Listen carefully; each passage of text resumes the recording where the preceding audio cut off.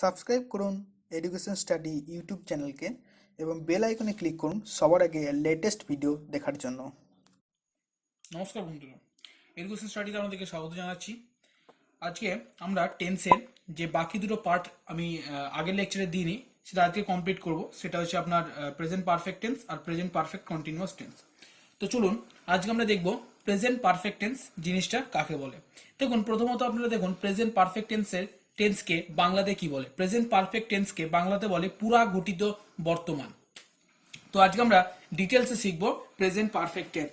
Present perfect tense সংক্রান্ত কোনো confusion আজকের পর থেকে আমাদের মনে আর থাকবে না।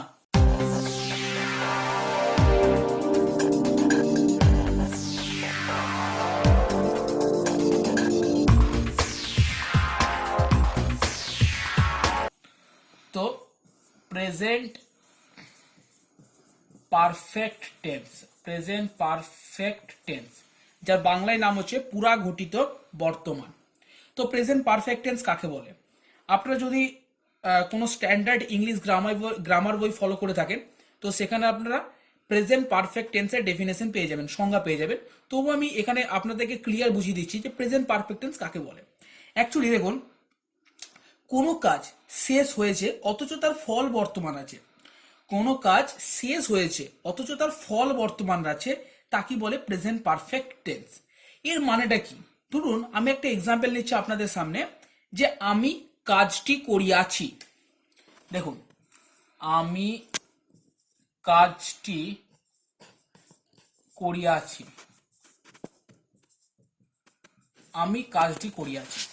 দেখুন প্রথমত একটা গ্রেট সিমটম, সেটা হচ্ছে প্রেজেন্ট পারফেক্ট টেন্স বুঝবেন কি করে।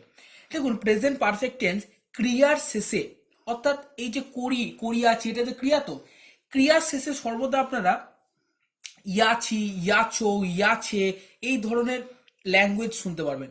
সে এই যেমন দেখুন, আমি কাজটি করিয়াছি, তার মানে করি যুক্ত ইয়াছি থেকে হয় করিয়াছি। সেই জন্য আপনি সর্বদা প্রেজেন্ট পারফেক্ট টেন্সে ক্রিয়া শেষে ইয়াছি, ইয়াছো, ইয়াছে এই ধরনের কথাগুলোকে শুনতে পাবেন। তো চলুন এটা আমরা কিভাবে প্রেজেন্ট পারফেক্ট টেন্স কি করে বুঝবো। দেখুন, বাক্যটা যদি ভালোভাবে পড়েন আপনারা সম্পূর্ণ বুঝতে পারছেন যে আমি কাজটি করিয়াছি।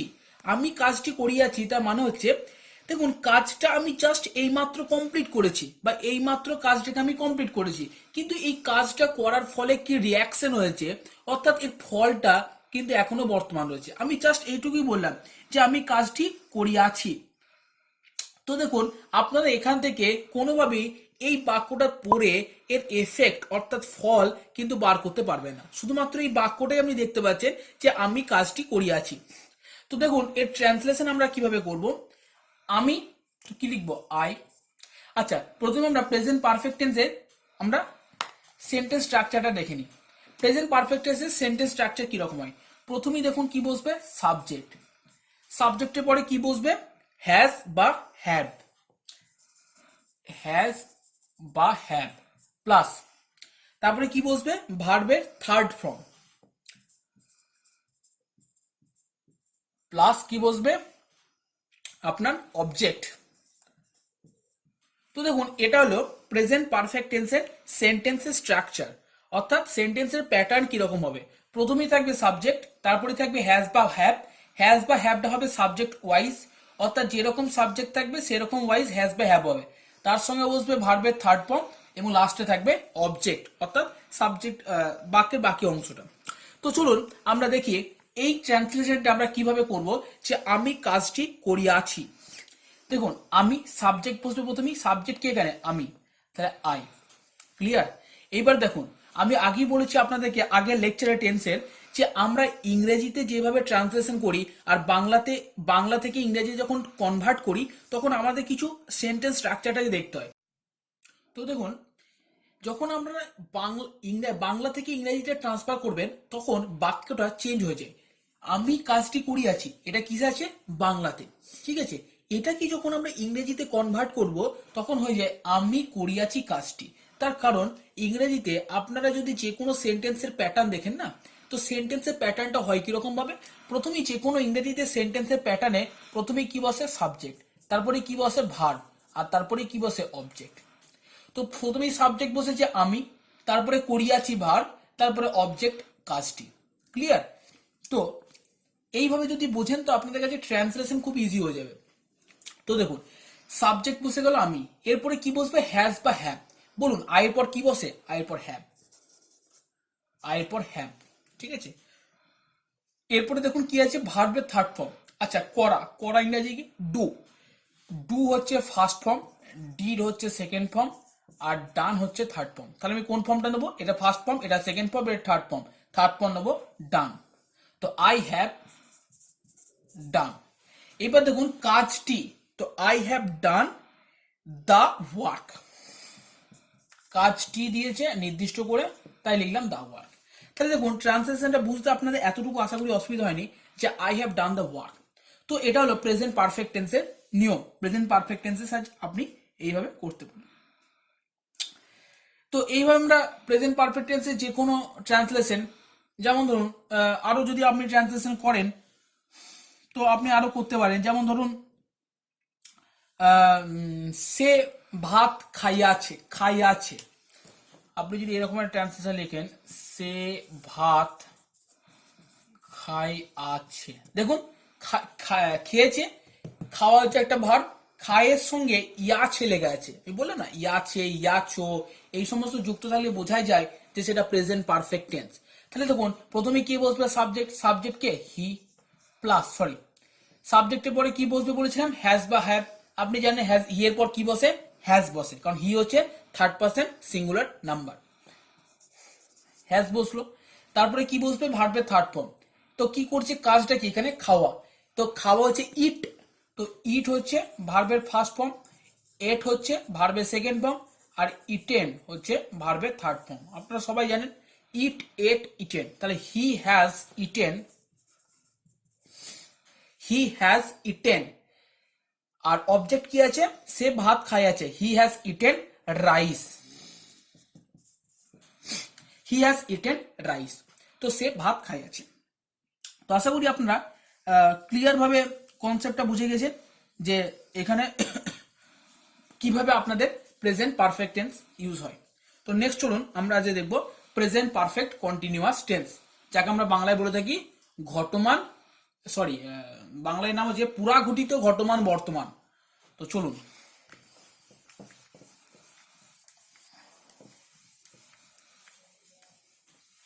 আমরা দেখব প্রেজেন্ট পারফেক্ট কন্টিনিউয়াস।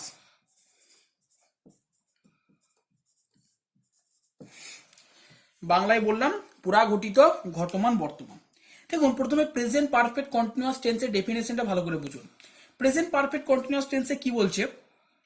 যে কোনো কাজ পূর্বে আরম্ভ হয়ে এখনো চলছে এরকম বোঝালে তাকে বলি প্রেজেন্ট পারফেক্ট কন্টিনিউয়াস টেন্স। ভালো করে শুনুন, কোনো কাজ পূর্বে শুরু হয়ে গেছে, ঠিক আছে, সেটা কিছুদিন আগে হতে পারে, 5 বছর আগে হতে পারে, 10 বছর আগে হতে পারে।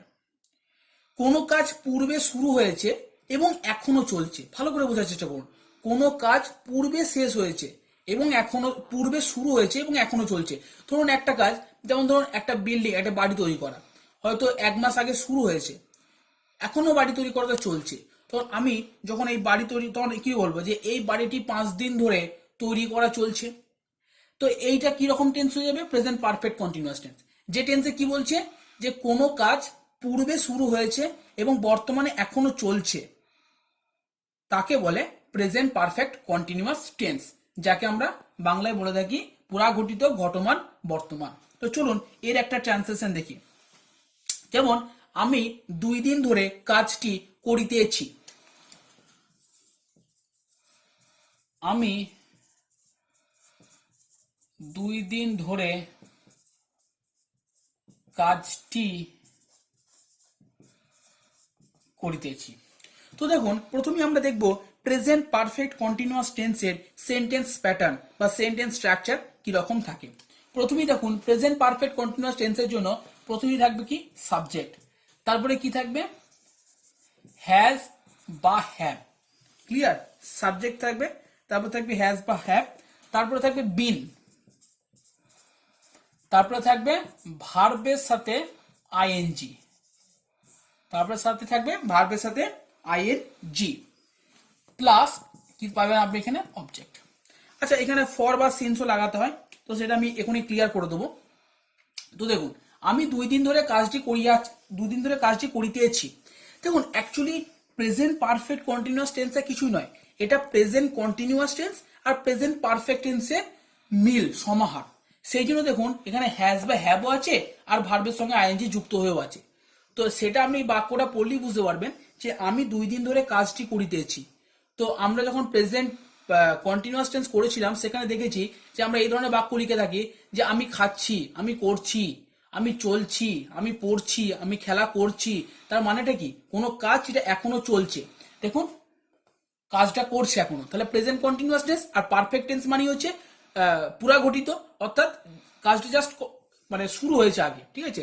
তো দেখুন আমি 2 দিন ধরে কাজটি করিতেছি, তো এটা ট্রান্সলেশন কি হবে? সাবজেক্ট কি আছে? আমি, আই, কি বসবে বলুন? হ্যাজ বা হ্যাভ? হ্যাভ বসবে, কারণ আই এর পর সর্বদা হ্যাভ বসে, আই হচ্ছে ফার্স্ট পারসন। প্লাস প্লাস দেখুন আই বসলো, তারপরে হ্যাজ বা হ্যাভ বসলো, এরপর বিন সর্বদা বসবে, ঠিক আছে? তো বিন বসলো, এবার ভার্বের সঙ্গে আইএনজি। ভার্ব কি? করা, তার মানে ডু এর সঙ্গে আইএনজি যুক্ত করে ডুইং হবে, ঠিক আছে? এরপর কি হবে? অবজেক্ট। এইবার দেখুন আই হ্যাভ বিন ডুইং মানে কি হলো? আমি কাজটি করিতেছি। এতটা লিখলেন মানে কি? আই হ্যাভ বিন ডুইং মানে আমি কাজটি করিতেছি। এইটা এখনো বাকি পড়ে আছে 2 দিন ধরে, তার জন্য কি লিখবেন? For, sorry, I have been doing, কাজটি লিখিনি, I have been doing this work, I have been doing this work মানে আমি কাজটি বা আমি করিতেছি কাজটি। কয়দিন ধরে? 2 দিন ধরে। For 2 days, for 2 days। আশা করি আপনারা ক্লিয়ার বুঝতে পারলেন যে আমি 2 দিন ধরে কাজটি করিতেছি। এটা ট্রান্সলেশন কিরকম হবে? আমি আমি করিতেছি কাজটি 2 দিন ধরে। আপনারা যদি এইভাবে বাংলা ট্রান্সলেশন করেন, বাংলা ট্রান্সলেশন করতে থাকেন ইংরেজিতে, তখন আমরা ইজিলি আপনারা বাংলা থেকে ইংরেজিতে কনভার্ট করতে পারবেন। ইংরেজিতে যেভাবে সেন্টেন্স প্যাটার্ন হয়, আপনাকে সেন্টেন্স প্যাটার্নটা বুঝতে হবে। তো দেখুন আবার বলছি, আমি করিতেছি কাজটি 2 দিন ধরে, I have been doing this work for 2 days। তো এটা হলো প্রেজেন্ট পারফেক্ট কন্টিনিউয়াস টেন্সের বেসিক প্যাটার্ন। এবার এখানে একটা কোশ্চেন খুব কনফিউজ করে দেয় ছেলেদেরকে, সেটা হচ্ছে ফর আর সিন্সের ব্যবহার। ফর আর সিন্সের ব্যবহার এটাকে একটু আমরা ক্লারিফাই করে নেবো যাতে আপনাদের কোনো সমস্যা না হয়।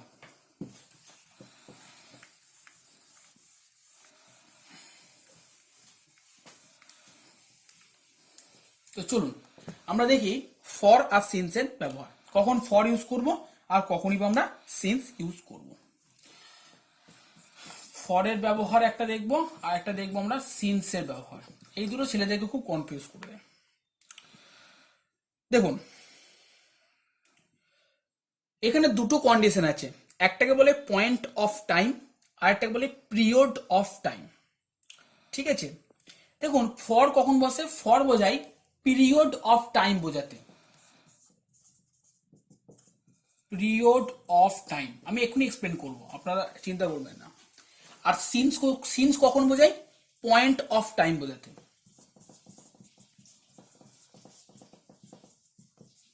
পয়েন্ট অফ টাইম বোঝাতে। তাহলে ফর কখন বসে? পিরিয়ড অফ টাইম বোঝাতে। আর সিন্স কখন বোঝে? পয়েন্ট অফ টাইম বোঝাতে। ক্লিয়ার? তো দেখুন